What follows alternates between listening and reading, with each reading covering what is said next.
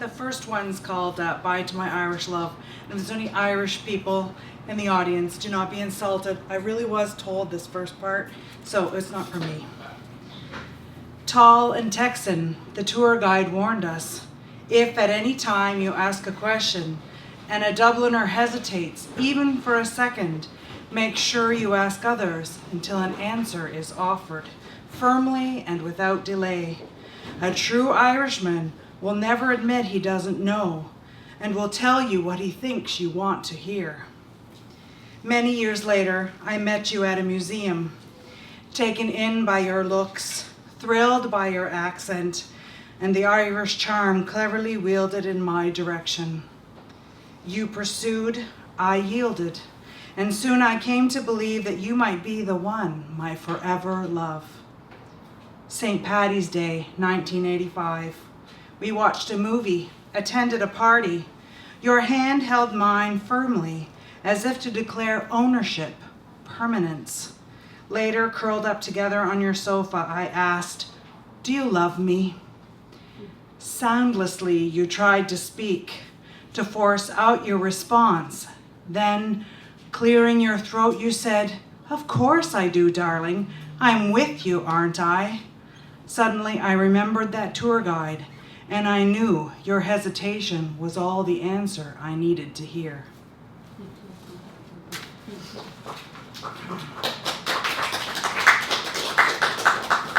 The Other Singer, While in Kincardine is the subtitle. The entertainer's tone was pleasing, his guitar tuned and soulful.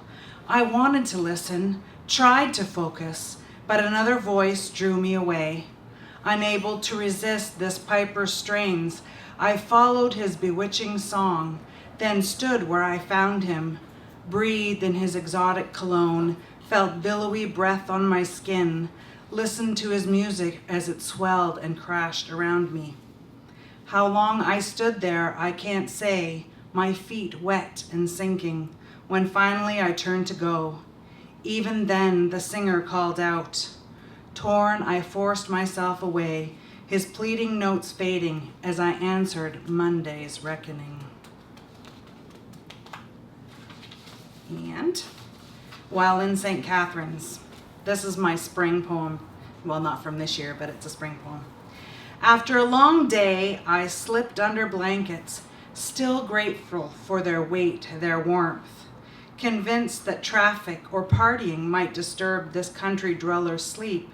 It was instead a full-volume operetta that chased away the fog of fatigue with throbbing throat song. Pulsing loudly from within the darkness, frogs and birds sang, stretched throats in celebration of spring. Isn't it too early, I wondered? Wasn't there snow just last week? Nonetheless, embracing their optimism, I opened my window, breathed in their passion, showed faith with a song of my own. We warbled together a while, and then, in lightness and joy, bedded down again, floating to sleep on the sweet notes of March's composition. Together we are searching in my father's memory, young and safe by his side, looking for a clearing in the woods and a single apple tree. Weeks before, we were in this same country,